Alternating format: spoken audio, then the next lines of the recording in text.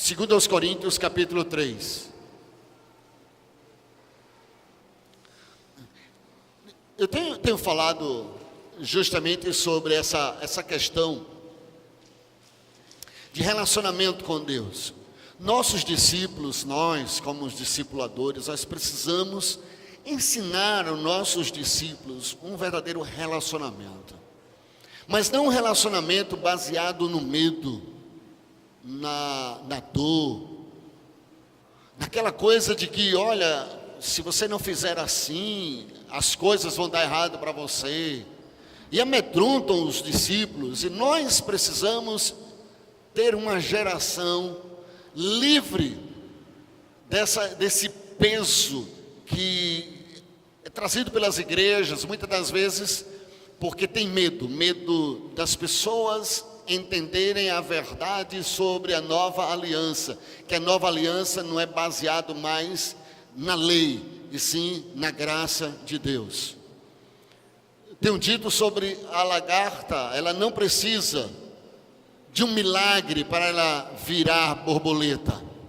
O que a lagarta, ela precisa de um processo.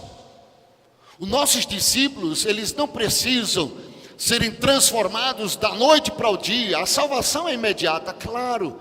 Porém, a vida de intimidade com Deus, relacionamento com Deus, ela é um processo. E temos que nos permitir aos nossos discípulos vivenciar esse processo. Porque na jornada nós não estamos em busca de um milagre. Porque na verdade o milagre ele já foi realizado, amém?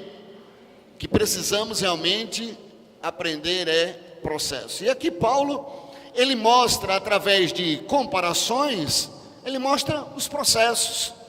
Nós vamos estudar esse texto, mas hoje eu vou pegar apenas uns 2 versículos aqui. Ele faz a comparação da velha aliança com a nova aliança. No verso 6, Paulo ele diz: o qual nos fez também capazes de ser ministro de um novo testamento, diga amém. Não da letra, mas do Espírito, porque a letra mata e o Espírito vivifica. O que Paulo está dizendo aqui, que a velha aliança, ela é uma promissória de dívida. E ele diz que a nova aliança, ela traz o quê? Paz, diga paz. Olha o que ele diz: o qual nos fez também capazes de ser ministros de um novo testamento. Diga, eu sou ministro de uma nova aliança. Diga mais forte, eu sou ministro de uma nova aliança. Não da letra, mas de uma nova aliança. Letra, nós poderíamos dizer assim, eu já até falei sobre o que é nesse versículo aqui letra. Podemos dizer que é conhecimento, mas conhecimento não pode nos salvar. Nossos discípulos precisam saber disso, conhecimento não salva. Ou poderemos também dizer, letra também, aquele documento que fala da promissória, para designar uma promissória, ou seja, o que é uma promissória? Um documento em que você assume uma dívida. Ou seja, o que Paulo está dizendo é que todos nós tínhamos uma letra, uma dívida com Deus. Todos nós diante do Senhor vivíamos com essa promissória, havia uma dívida. Aí o texto diz que nós não somos mais da letra, nós não vivemos mais debaixo dessa letra que mata, mas somos da nova aliança. E nova aliança não é mais baseado na letra, é no Espírito. E o Espírito, ele traz vida. A velha aliança, ela era cobrança, era dívida. A velha aliança era a condenação, era amedrontar as pessoas, trazer medo às pessoas, para elas servirem a Deus por medo, com medo daquele Deus, ele castigar, ele condenar você, trazer uma maldição para a tua casa, maldição para a tua vida. E muitas das vezes a gente tem visto isso dentro das igrejas. As pessoas, elas dizem, olha, esta enfermidade, está vendo, é uma maldição. Não, nós não somos mais da condenação, nós não somos mais da dívida. Nós somos da nova aliança. E a nova aliança é baseada onde, pastor? Da quitação. Foi quitada a minha dívida. A nova aliança ela é baseada no perdão, no novo tempo, numa nova oportunidade. A nova aliança é para dizer que há mais de Cristo para mim e para você. É para dizer a você que não existe mais condenação, mais dívida nos céus para com a minha e com a sua vida. E aí você vai viver livre. Diga, não há mais dívida nenhuma no céu contra mim. Mas o que é que a gente tem visto hoje dentro das igrejas? Palavras de acusação. Achamos que Jesus ele está olhando e achando-nos que somos imperfeitos. Jesus olha para nós e só vê nossas falhas, os erros. Mas abra sua Bíblia lá em João 5. E você pensa assim, olha, Jesus ele está olhando para mim, está me acusando. Jesus sabe o que é que eu fiz durante a semana e nesse exato momento ele olha para mim e diz, olha, você fez isso de errado. Mas eu quero dizer a você, Jesus ele não faz isso, irmãos. E João 5, ele deixa isso muito claro no verso 45. Olha o que é que o próprio Jesus ele disse, João 5,45. Não penseis que eu vos hei de acusar para com o Pai. Jesus está dizendo, gente, eu não vou te acusar diante do Pai, diga amém. Porque as pessoas elas estão servindo a Cristo, mas não sabem o trabalhar de Cristo diário para com a minha e a sua vida. Ele é o nosso advogado. Ele não é o acusador, irmãos.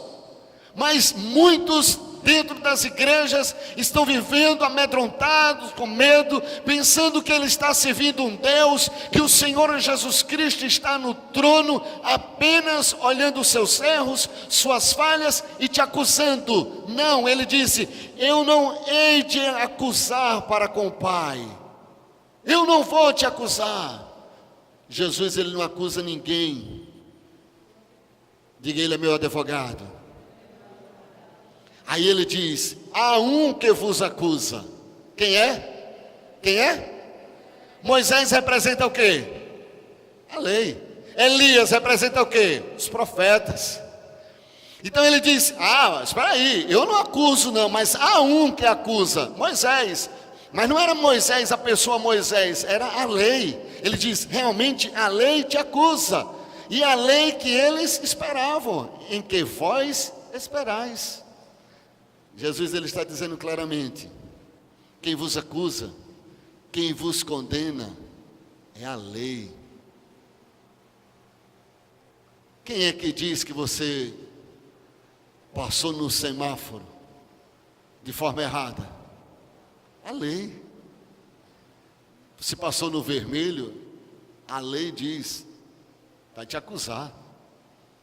Se você passou no radar, que era de 60 a 70 quilômetros, a lei que está estabelecida ali no radar, o radar está em 60. Ela diz, olha, se você passar, você vai ser condenado, vai ter que pagar. A lei. Por que que você fica amedrontado por causa da lei?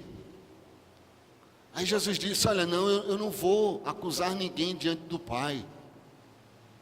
Quem vos acusa é Moisés,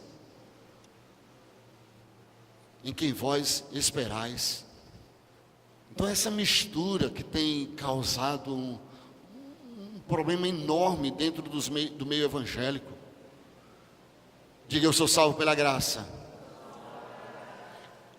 A maioria das igrejas crê nisso, que somos salvos pela graça. Porém, essas mesmas igrejas que dizem que nós somos salvos pela graça, ela acha ou tentam dizer ao povo que eles podem ser santificados baseado na sua própria obediência.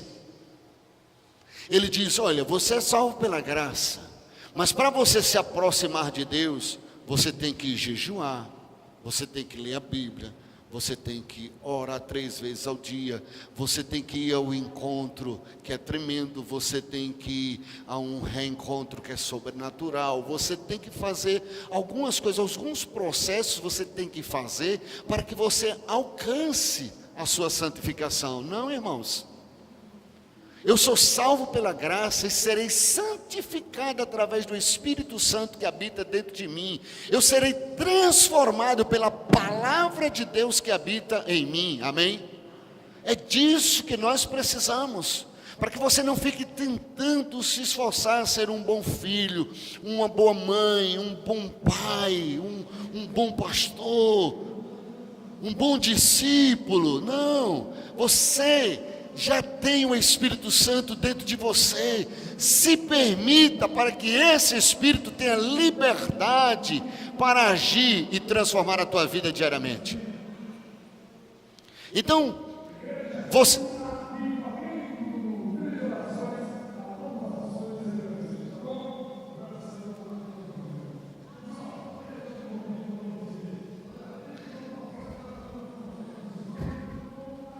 Nós somos salvos pela graça de Deus. Quando eu digo que eu sou salvo pela graça de Deus, eu também estou dizendo que quando eu sou salvo pela graça, os méritos é de quem? De Cristo, sim ou não? Claro. Foi Ele que sacrificou, foi Ele que se entregou, foi Ele que foi à cruz, foi Ele que deixou o trono de glória e habitou no nosso meio, foi Ele que habitou entre nós, não foi isso? Então foi tudo o quê? Obra de Cristo, mérito de Cristo. Mas não podemos achar que a santificação, ela depende do meu merecimento. Você não pode dizer assim, olha, eu fui salvo, mérito de Cristo, agora a santificação é o meu merecimento. Eu vou ver se eu mereço realmente ser um bom discípulo. Será que eu mereço dentro da igreja fazer alguma coisa? Porque eu sou tão falho, pastor. Eu peco tanto e nós vamos achando que é tudo por merecimento. Isso é mistura, irmãos. Isso é mistura. E quando você tem uma igreja que é salvo pela graça, mas é santificado pelo merecimento, isso gera morte. Porque eu pergunto a você, quem de nós temos condições, humanamente falando, de santificar a nós mesmos, irmãos? Fala sério. Por mais que você leia a Bíblia, ore, você não se irrita? Não se irrita? Você não sai do ponto? Não tem algo que tira você do controle? Não adianta a gente buscar pelo merecimento. Em algum momento você é uma boa mãe, briga com seu filho, tal, mas de repente, sem nada acontecer, seu filho chora. Lhe irrita ou não irrita? Não é por merecimento. Não tem como. Hoje é beijo, abraço, presente. Hoje é um dia atípico, Dia das Mães. Mas amanhã, depois de amanhã, aí a mãe, essa semana, as pessoas, uma das frases que mais foram ditas foi o seguinte: mãe é todos os dias. Às vezes é uma mãe que um filho irritou, aí diz, mas mãe é todo dia, para lembrar o filho que mãe é todo dia. Às vezes um filho que tem um problema com outro irmão, um irmão contra outro irmão, aí um irmão coloca uma palavra bonitinha de mãe, o outro rebate dizendo, mãe é todo dia. Na verdade é o quê? Um desabafo. Então nós, por nós mesmos, nós somos incapazes de entrar nesse processo de santificação por nossos próprios merecimentos, pelas nossas próprias obras. E é isso que as pessoas estão fazendo, elas estão tentando, por isso que há muita tristeza, frustração dentro das igrejas, porque as pessoas, elas acham o seguinte, poxa, mas eu queria dar mais, eu queria ser um melhor crente. Às vezes é um cônjuge que diz, olha, não diz que é crente. Você já ouviu isso? Você não disse que ia mudar? Já ouviu isso? É tudo através do quê? Do merecimento. Isso vai gerando morte. E o texto de Paulo aqui, escrevendo aos Coríntios, deixa claro: a lei, a letra mata. Pregar e viver o Velho Testamento como sendo lei produz morte. Mas o Novo Testamento é baseado no Espírito, o Espírito vivifica. Já viu alguém dizer assim: olha, pastor, o que está faltando na igreja? Eu já ouvi, porque as pessoas dizem assim: mas isso é tem muita liberdade, as pessoas não têm muita obrigação. Eu nunca fui, irmãos, nunca gostei dessa parte de lei, que as pessoas têm que ser obrigadas. E aí as pessoas, elas sempre chegavam para mim e comentavam isso: o que está faltando para a igreja é lei. Olha, tem uma época na igreja que a gente tinha normas, tinha lei no nosso regimento interno. Dizia até que se levantasse para falar alto com o pastor era eliminado.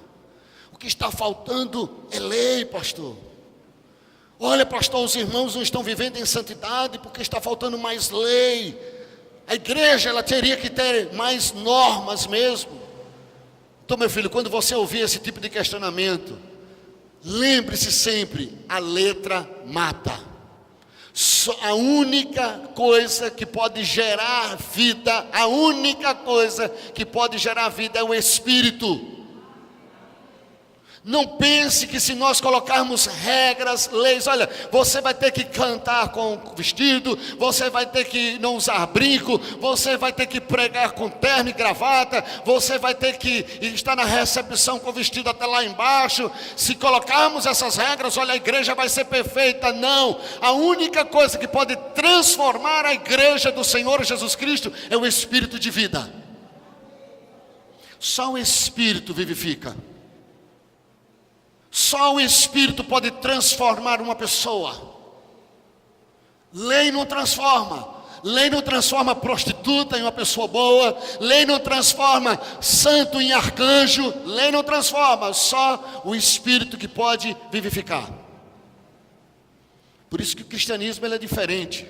Eu não vejo, mas as pessoas veem como uma religião. Mas o cristianismo ele é diferente. Mas ele é diferente por quê? Pela sua moral? Não. Porque outras religiões têm níveis de moral muito melhor até. Olha outras religiões, a moral, o respeito para começar uma celebração. Vai ter uma festa de Iemanjá, os perfumes, as flores. Olha só as fórmulas que são feitas. Muito melhor do que a gente pode ver no cristianismo. Não é o fato do cristianismo, não é o fato de, o cristianismo tem milagres, porque o cristianismo, Jesus realizou grandes milagres. Porque outras religiões também fazem milagres. Ou você não já soube que tem outras religiões que fazem milagres, fazem coisas assim que a ciência, que a medicina, ela não tem nem o que dizer. Não é o fato do fundador do cristianismo ter sido um mártir, alguém que sofreu, porque muitas religiões também há mártires, pessoas que sofreram. Vá ver a história de muitas religiões e você vai ver pessoas ali que se dedicaram àquela religião, sofreram, foram queimados, mártires mesmo. Mas a única coisa que diferencia o cristianismo das outras religiões é que as religiões, as outras, até muitas dentro do evangélicos mesmo, diz que você pode ser bom. E se você for bom, você é recompensado.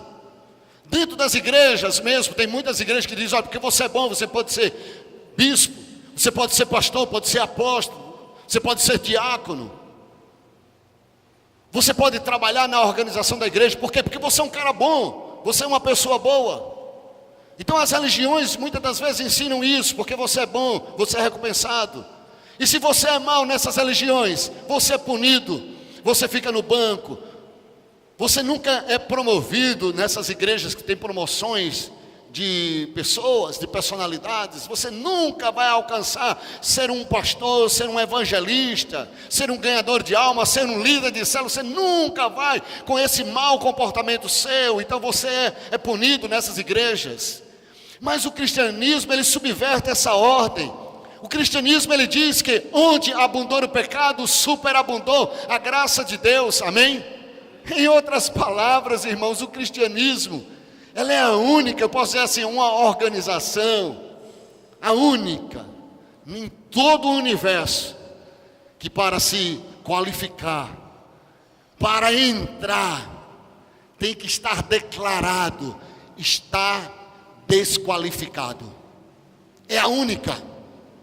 É a única em que você diz assim, olha, não pode, um cara desse pregar, esse cara é desqualificado, ele vai lá, prega, pessoa se converte, o amor de Deus é espalhado sobre toda a face da terra. Só o cristianismo é capaz de fazer isso. Deus é o único que coloca a expectativa em pessoas que ninguém acredita. Deus é o único. Deus foi o único, diante de tudo que eu aprendi e vivi na vida, foi o único que criou em mim uma expectativa. Podia ser que meus pais, meus amigos, meus colegas de escola, eles olhassem para mim, ou olham para mim, olharam para mim e disseram, não pode, é um desqualificado, não tem condições nenhuma. Mas Deus olha e diz, olha, eu te gerei, tu és meu, tu és o abençoado. Só o cristianismo pode fazer isso. Se eu estivesse dentro de qualquer outra religião, eu não estaria qualificado. Você não estaria qualificado. Então seja lá como for, seja como, eu não sei como é que está a tua vida, não desista. Por que é que eu digo isso? Porque Deus criou uma expectativa em você. As pessoas, elas dizem, mas está vendo aquele ali? Mas Deus criou expectativa em mim. Talvez a pessoa não espere nada de mim, mas Deus espera e Ele acredita em mim e em você. Ande com, irmãos, isso é libertador, sim ou não? Isso é libertador. Quando você entende isso, crítica do outro não vai desanimar você.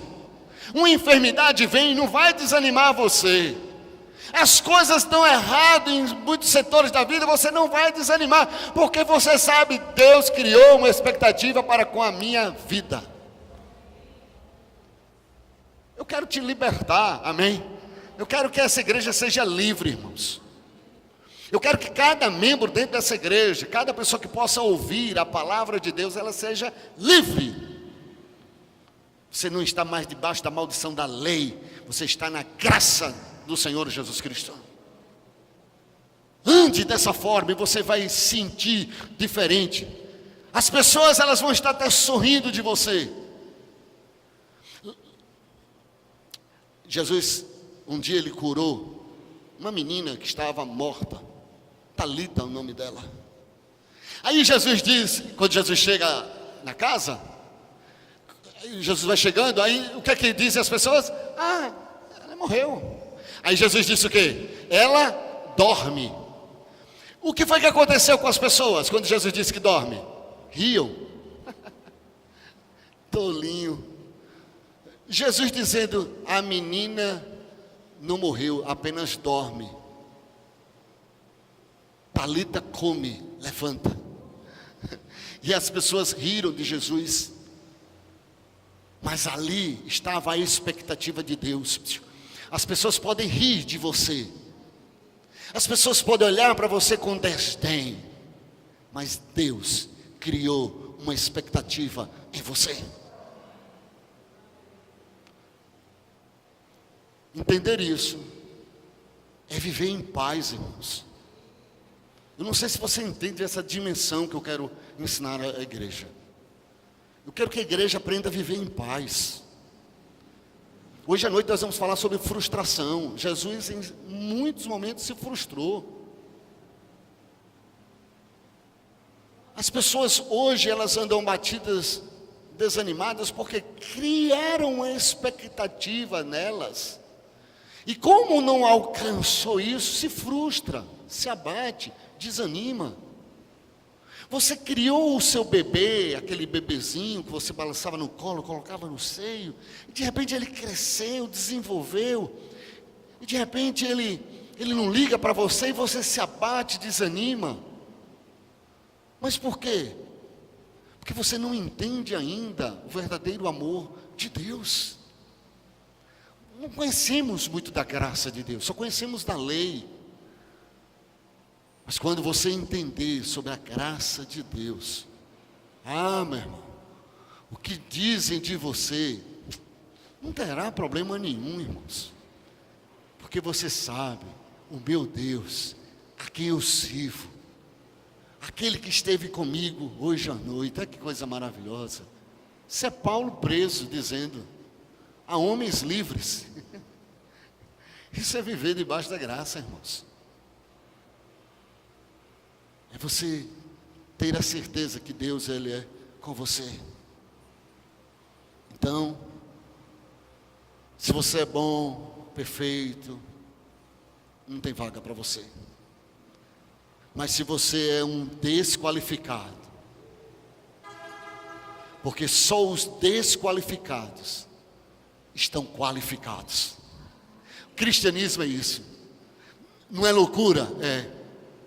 É loucura. A pessoa olhar para mim e dizer, pastor, é verdade. Olha só, um desqualificado, é verdade. Por isso que eu amo o Evangelho.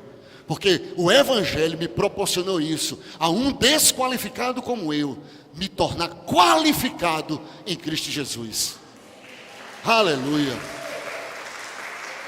Amém? Pastor, e se o senhor pensar cristianismo como uma religião? Bom, se eu pensar cristianismo como uma religião, eu posso dizer que cristianismo seria a religião dos rejeitados, a religião dos condenados, a religião dos perdidos, dos desqualificados. Então deixa eu dizer uma coisa a você. Se você anda e tem um discípulo, ou tem um pastor, ou está numa igreja em que você diz assim, eu sou saudável, eu sou bom, eu sou qualificado, eu saí da igreja porque eu tinha condições de ser o pastor de lá, eu tinha qualidades muitas para isso. Então, se você se sente assim, o bonzão, o cristianismo não é para você. Mas se você acha que não é qualificado, que não é bom, então seja bem-vindo. No cristianismo você pode entrar, porque o cristianismo é para esse tipo de pessoa. O cristianismo, ele não é uma religião, porque religião, o que eu entendo é o homem fazer por merecer para agradar a Deus, chegar até Deus. Olha, nós vamos fazer essas trezenas, essas novenas, porque Deus vai me aceitar. Isso é religião. Religião, ela diz, olha, você tem que ler a Bíblia toda durante o ano, você tem que seguir regras da igreja, a religião diz isso, para você chegar até a Deus. Isso é religião, mas cristianismo é Deus. Deus que se fez homem, Deus que habitou entre nós, para cumprir no lugar do homem as suas próprias exigências. Deus sabia, porque Deus colocou a lei e Ele sabia que nem eu, nem você, nem homem algum era capaz de cumprir as exigências de Deus. A única maneira, a única forma desse homem que Deus criou voltar para Deus, era esse Deus se fazer homem e habitar entre nós. E foi isso que Ele fez, para que eu e você tivéssemos livre acesso ao Pai. Amém? Então, se em algum momento você diz assim, olha pastor, estou num momento, não existe saída, não estou vendo saída na minha vida, Deus é especialista em abrir caminhos. O dia que você chegar e dizer assim, olha, estou frustrado, estou arrasado na minha vida, nada dá certo na minha vida. Ei, é agora que você precisa se perceber qualificado em Cristo Jesus. E dizer, Ele vai abrir caminhos para a minha vida. Esse Deus, Ele é poderoso para restaurar meu casamento, restaurar a minha vida, restaurar os meus sonhos. Esse Deus é capaz. E para nós termos discípulos sadios, líderes de células têm que aprender essas verdades, porque são verdades chaves. Eu estou batendo nessa tecla, ensinando a igreja, porque eu quero tirar você desse sentimento de obrigação, de morte, de derrota, e dizer, Jesus veio para nos dar vida e vida em abundância. Amém? A segunda coisa, 1 Coríntios 3, 2 Coríntios 3, né? Verso 7.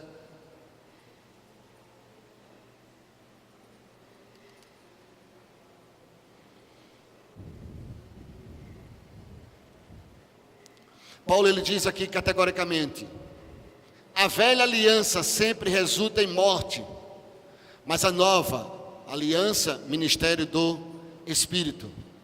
Olha o 7, ele diz, e se, presta atenção que ele diz, o ministério da morte, gravado com letras em pedras. Presta atenção, esse aqui letra. A letra anterior, eu disse o quê? Que era uma promissória, né? Por isso que a gente tem que entender no Espírito. Se você for querer entender a Bíblia, de qualquer forma não vai conseguir. Na mente você não vai conseguir. Por quê?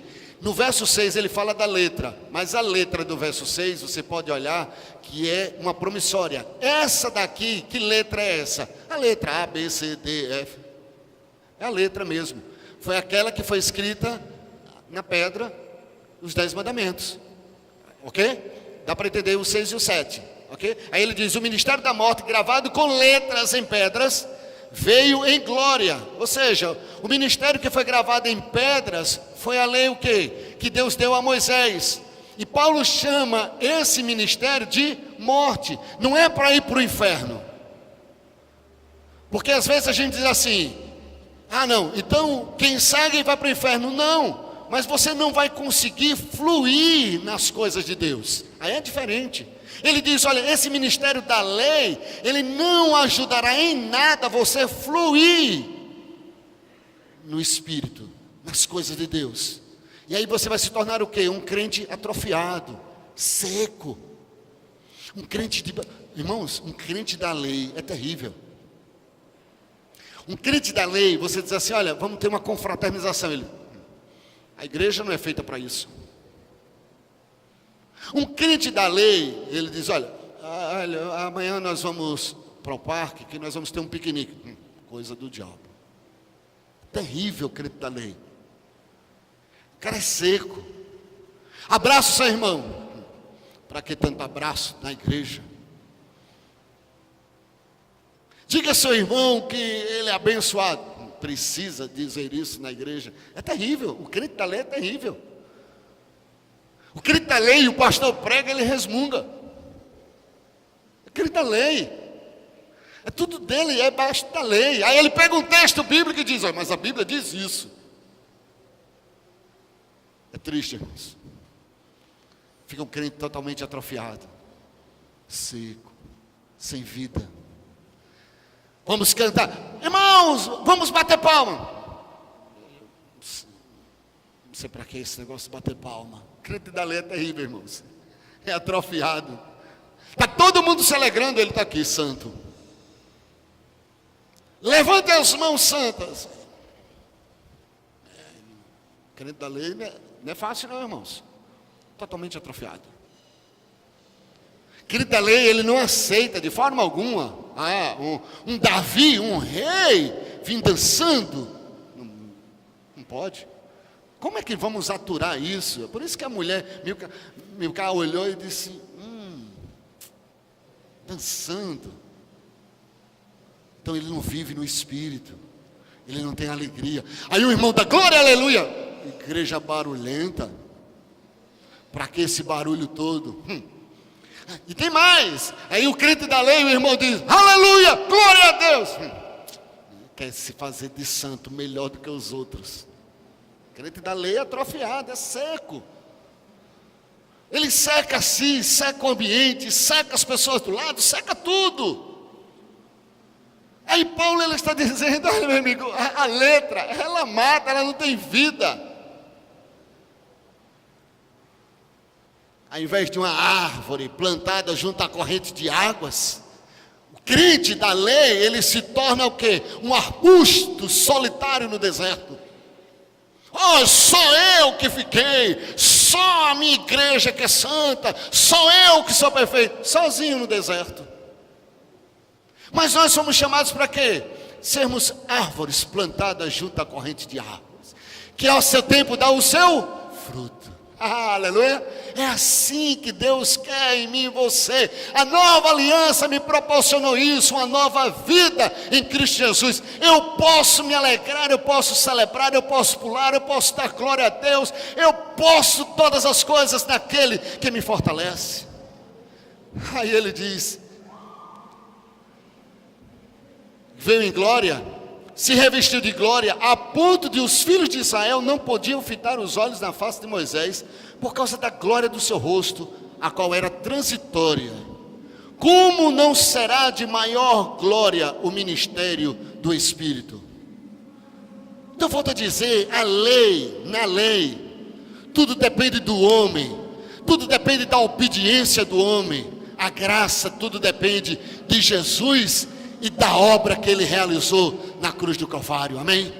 É isso que nós precisamos entender. É isso que eu quero que a igreja ela consiga entender. Isso vai trazer paz e jamais condenação.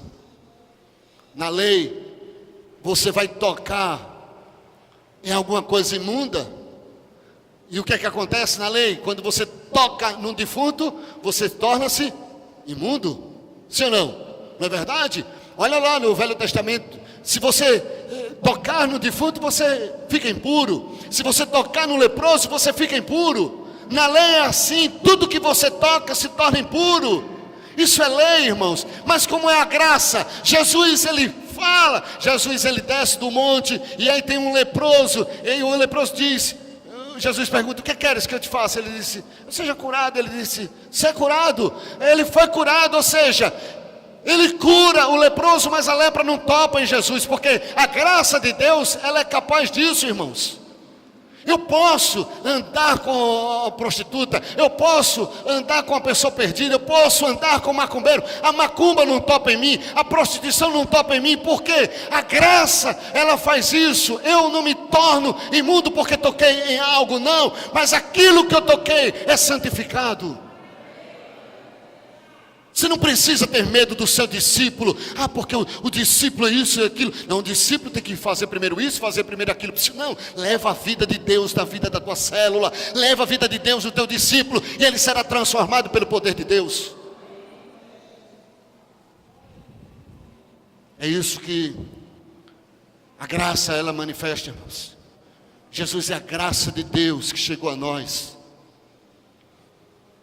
A graça não recebe, a graça ela transmite.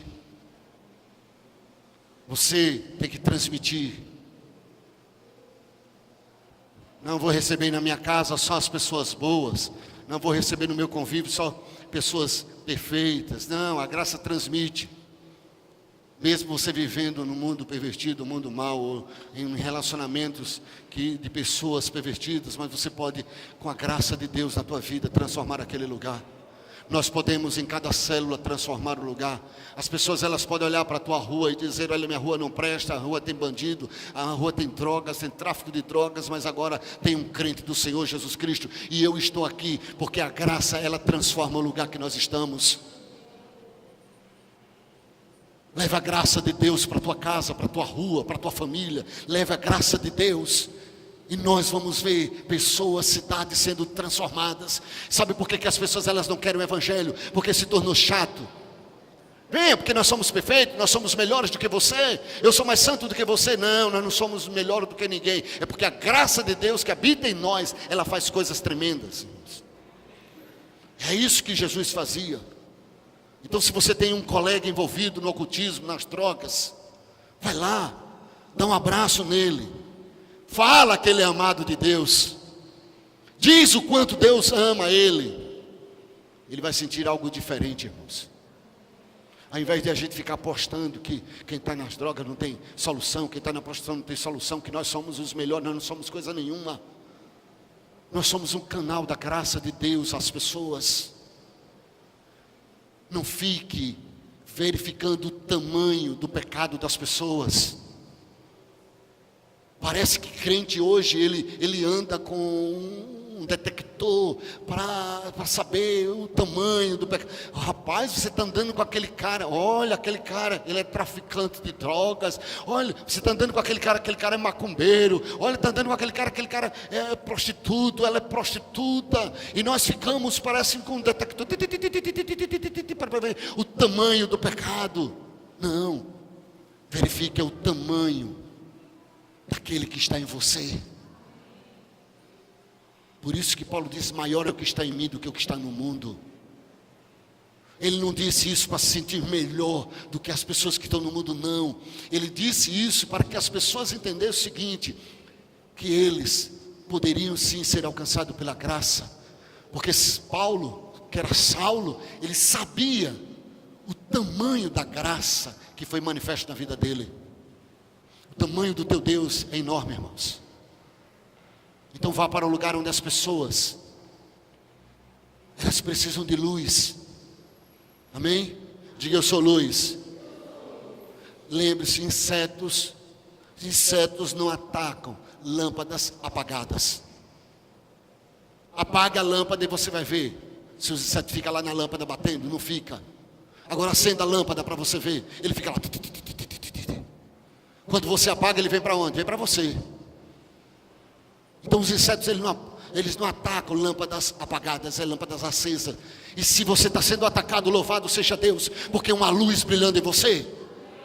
Se está sendo perseguido, louvado seja Deus, a luz em você.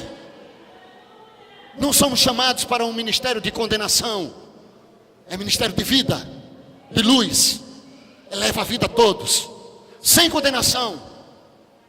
Então meu pedido hoje, eu encerro, é que nós possamos, na nossa jornada, depender de Cristo todos os dias. Então, querido, o velho coração, a velha lei, ela não tem como mais habitar em mim, em você. Pense como foi a sua vida anterior a Cristo. Pois é, o velho coração que morreu porque você confiou em si mesmo, não é verdade? Coisas deram errado na sua vida, por quê? Porque você confiou no seu coração, você confiou na lei, você confiou que se você fosse para a escola, se você fosse direitinho, as notas iam sair, e você foi, as notas saíram, e você não se tornou uma pessoa boa, porque a lei ela diz que se você educasse seu filho, colocasse seu filho na escola, não é isso que a lei diz? Que tudo ia dar certo na tua vida. Deu certo? Muitas das vezes não. Porque a lei, ela quer isso. A lei, ela diz, olha, a igreja tem que ter lei, tem que ter regras. A lei, ela diz isso. E as pessoas confiam em si mesmo. Mas o novo coração, a nova aliança, irmãos, ele nos convoca para que nós possamos confiar, depender de Cristo todos os dias da nossa vida. Dependa de Cristo todos os dias da sua vida. Não viva mais debaixo da lei, mas debaixo da graça do Senhor Jesus. Cristo vos libertou. Você é livre em Cristo Jesus, amém? Não importa o que passou na tua vida, eis que tudo se fez novo. Vamos ficar em pé, vamos adorar ao Senhor. Glória a Deus. Você é livre. A lei, irmãos. A igreja aqui, quantas vezes andamos na lei? Olha, você não pode tocar se você não tiver célula, você tem que ter célula, você tem que ir para a célula. Então que adiantou? Você vai ser ungido pastor, porque você tem célula. Olha o que é que deu. Tudo lei, irmãos. Mas a graça, ela diz o quê? Eu sou o que sou, pela misericórdia dele. Ele me alcançou. Amém? Você é convidado hoje para uma nova vida em Cristo Jesus. Adore ao Senhor.